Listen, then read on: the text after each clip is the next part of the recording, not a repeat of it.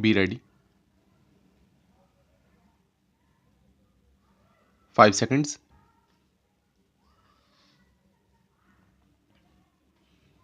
Start. The Expenditure Reforms Commission, which was set up last year, has presented reports concerning downsizing in 6 ministries and departments. These include Department of Economic Affairs, Ministry of Information and Broadcasting, Ministry of Coal, Department of Heavy Industry, Department of Public Enterprises, and Ministry of Small Scale Industries. Reports of the Commission concerning other departments will also be received within the next 6 months. These recommendations will be implemented by July 31st, 2001, and identified surplus staff transferred to the surplus pool. Charity, it is said, must begin at home. I believe austerity too must begin at home. To lead by example based on the recommendation of the Expenditure Reforms Commission, I propose to abolish 3 secretary, special secretary level and 2 joint secretary level posts in the Department of Economic Affairs. This will be done in stages by 31st July.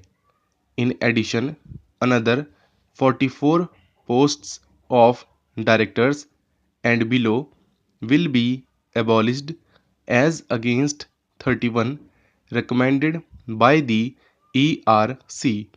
1675 posts are being abolished in the currency and coinage division, which will be restructured and corporatized. The National Savings Organization is to be downsized from a level of 1191 staff to about 25. I have asked ERC to provide their recommendations in respect of the departments of revenue and expenditure also.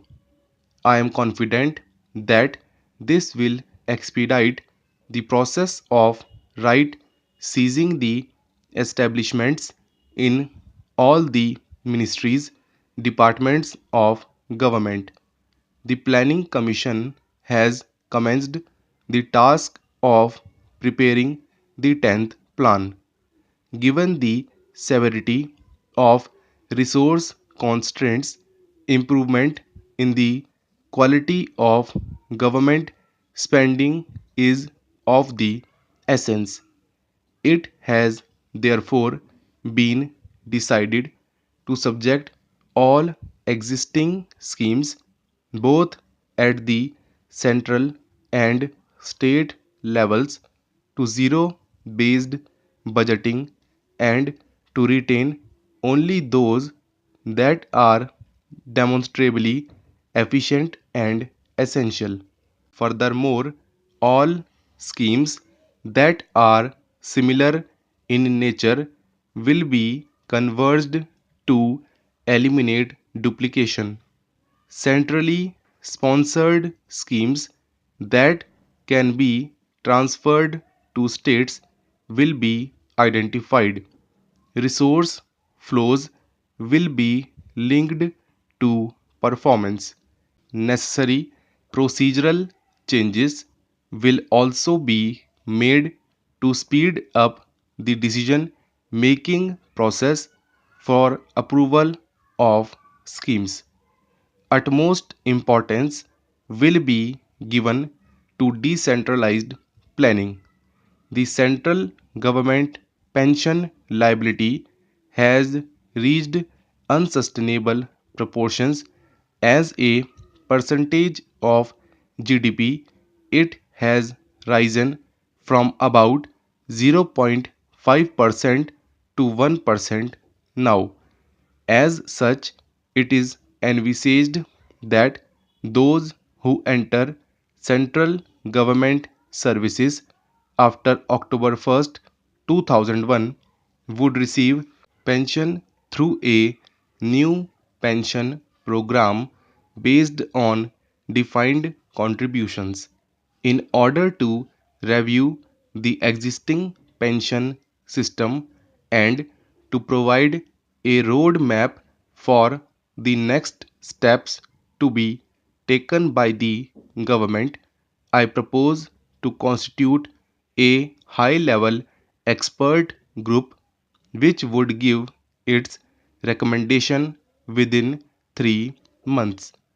I have drawn your attention to the increasing share of debt service burden in the expenditure budget caused by rising government debt and worsened by the prevalence of high real interest rates.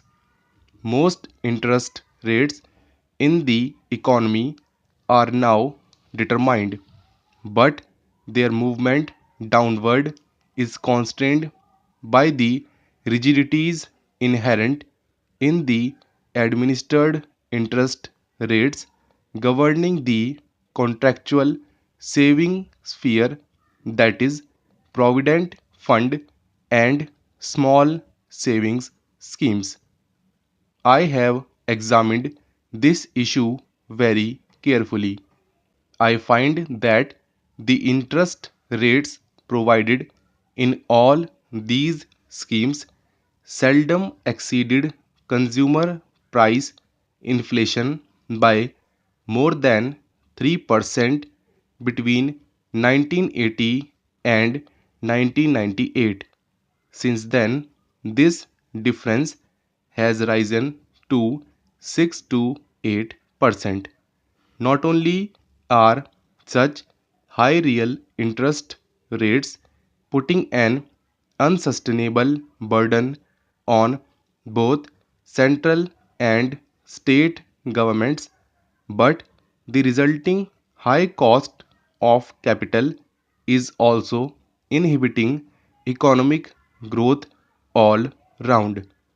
I am therefore reducing most administered rates by 1.5% as of March 1st, 2001.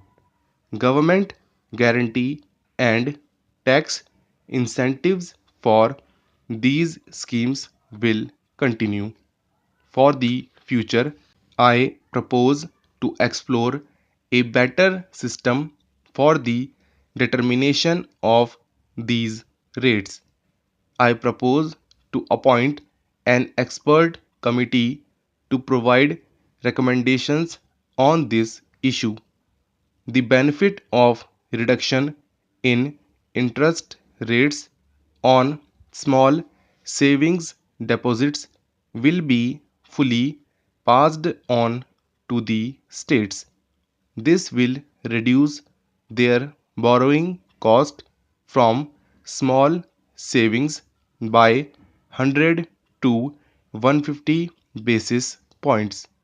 In addition, I am also reducing the interest rate on loans portion of central assistance to state plans by 50 basis points.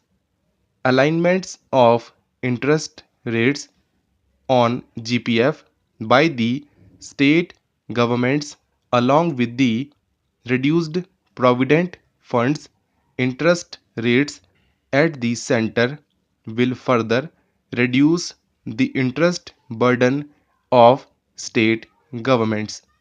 Moreover, because of the anticipated increase in gross tax collection of the center, devolution of central taxes to states is expected to increase by over rupees 9,000 crore in 2001-2002 over the current year.